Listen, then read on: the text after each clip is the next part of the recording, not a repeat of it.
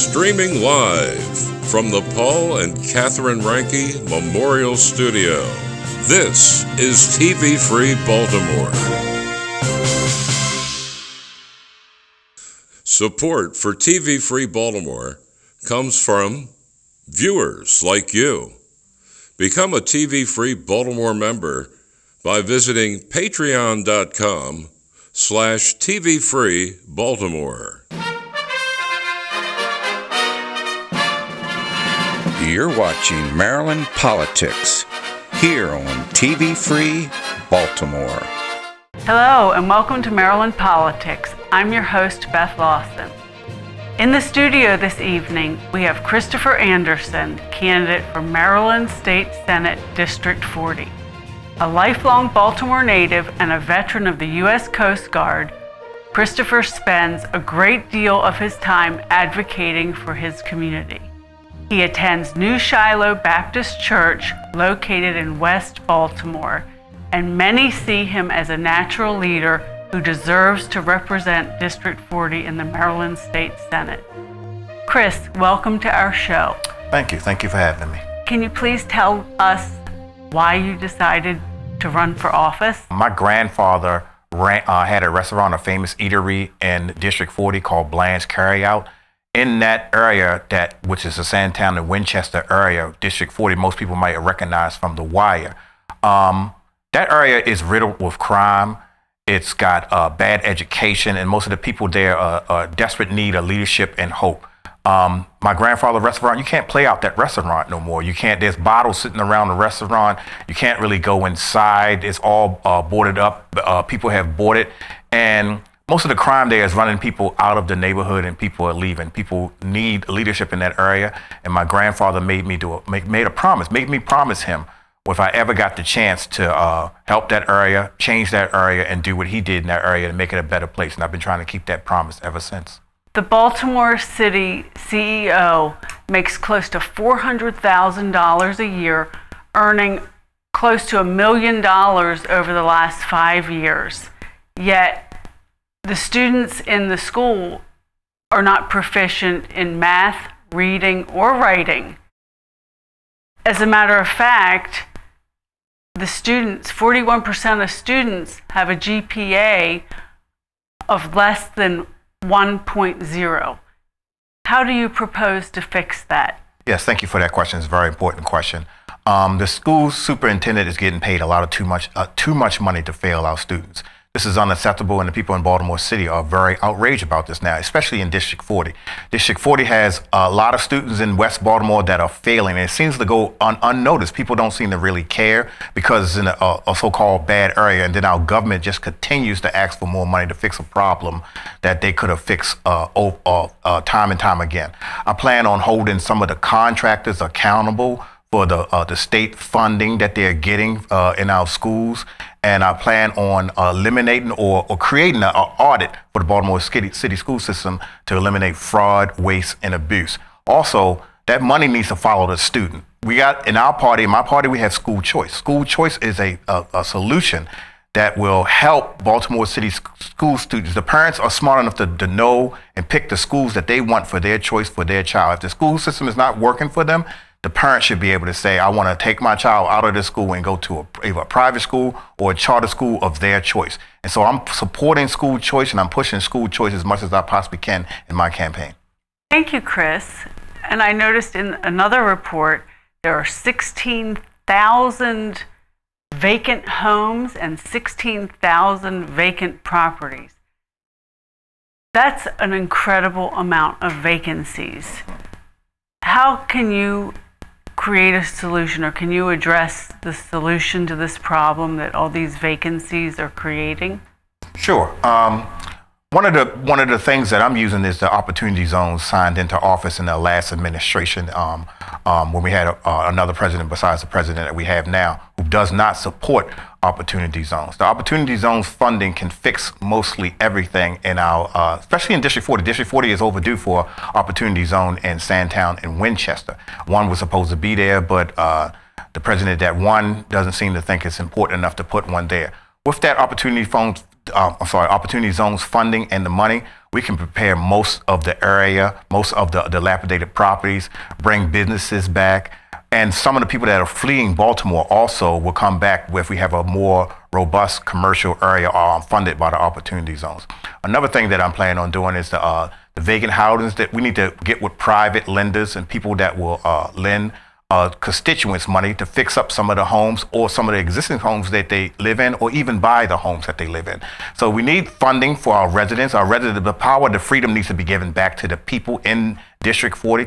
The people in District 40 can choose which house they want to see repaired, even the house they have existing right now, or as some of the dilapidated property in the area. But the opportunity zones, I plan on fully supporting funding for the opportunity zones and repairing most of the properties in District 40, especially Sandtown and Winchester. Well, Chris, it sounds like you have some great ideas to make Baltimore much more livable.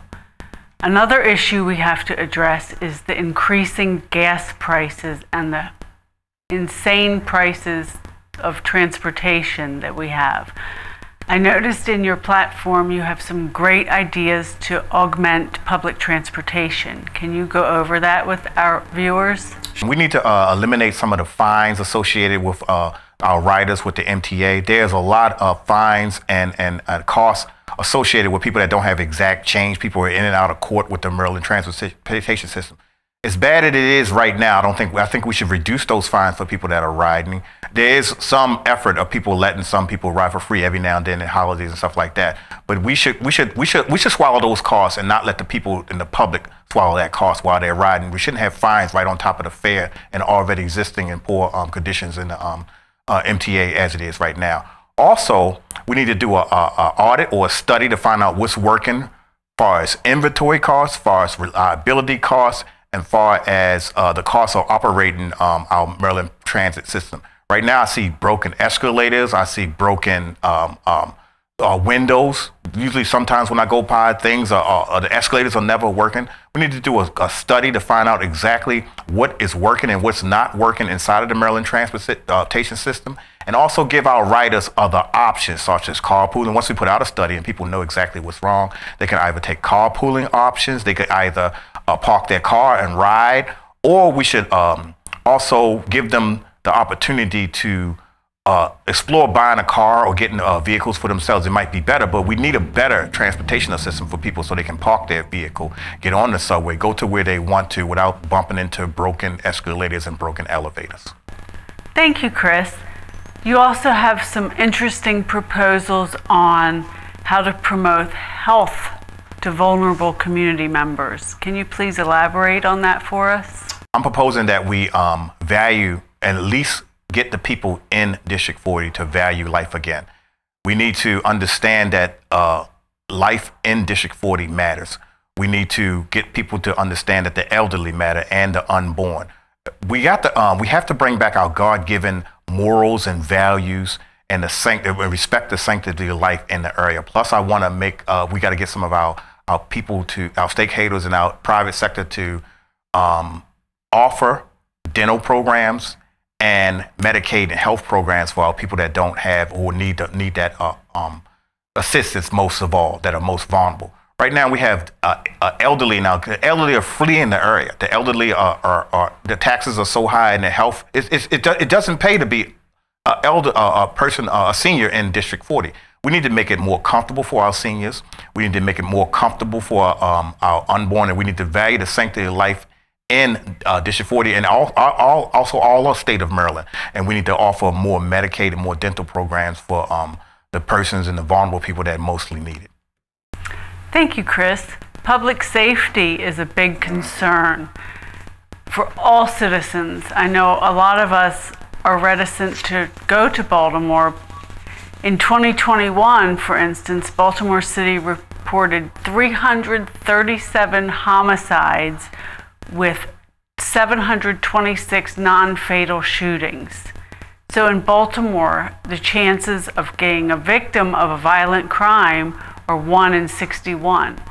What ideas do you have to address that issue? Thank you. That is a very, very, very, very important to me in District 40. The crime is just out of control.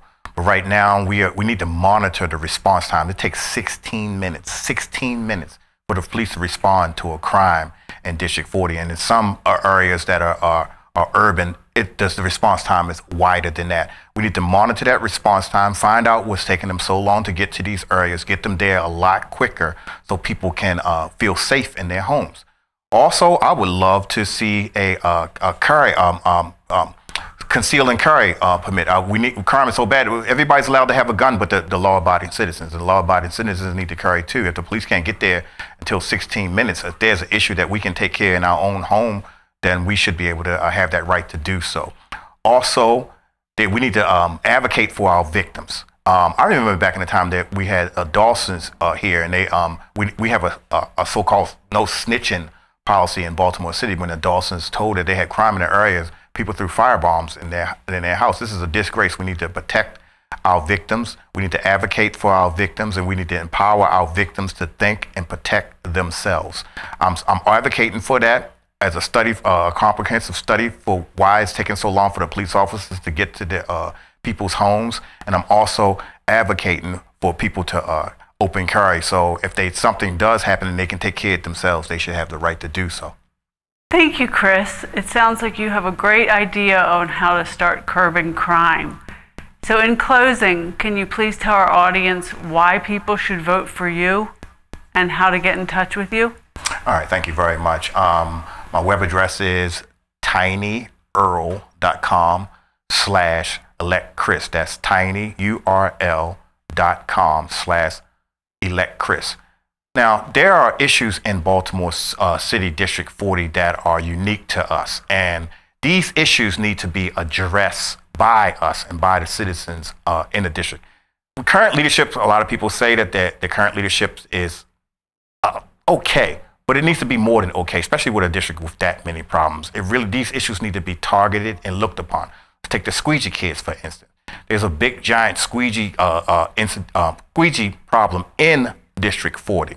We need to get diversion programs for those students and those young adults to go get jobs and get themselves off of the corners.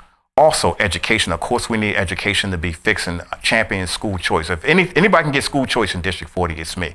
I'm a lover of school choice. People should not have to go out into the county or lie and say they live in the county just to get their children a proper education. School choice should be the way to go. If a person doesn't like the school that they're in, they should be able to have a choice of another school that they want to go to. Also, our seniors and the inheritance tax. The inheritance tax is running most of our seniors out of Baltimore City, because when they retire and they get their money or their inheritance or whatever money they have to live off of, the state wants to tax them and take half that money. I am not for that. I'm totally against that.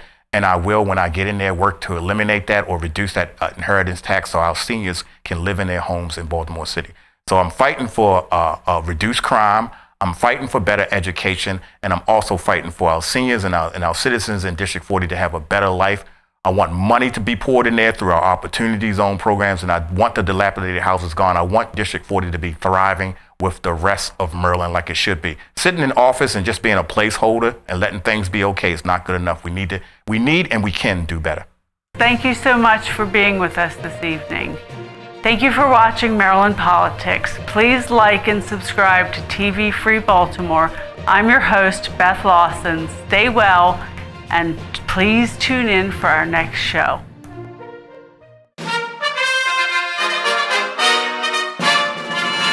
You're watching Maryland Politics here on TV Free Baltimore.